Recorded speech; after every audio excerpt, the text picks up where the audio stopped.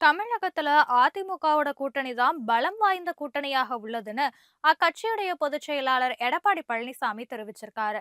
சென்னையில செய்தியாளர்கள் கிட்ட பேசிய அவரு, 2 மாதங்களுக்கு முன்னாடி அதிமுக கூட்டணி குறித்து பலரும் கிண்டல் செய்தனர் என்றும், தற்போது தமிழகத்துல அதிமுக கூட்டணி தான் மிகவும் பலம் வாய்ந்த கூட்டணியா உருவெடுத்திருக்கிறதா கூறியிருக்காரு.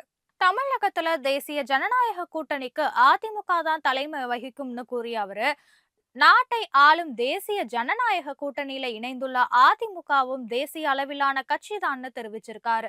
சசிகலாவை அதிமுகல சேர்க்கும் விவகாரம் என்பது முடிந்து போன கதை என்றும், இது குறித்து ஏற்கனவே பலமுறை தெளிவுபடுத்தி விட்டதாகவும் கூறிய எடப்பாடி பழனிசாமி, ஜெயலலிதாவுடைய ஆன்மா துரத்தியதால தான் மனோஜ் பாண்டியன் திமுகவிற்கு சென்று விட்டதா விமர்சனம் பண்ணிருக்காரு.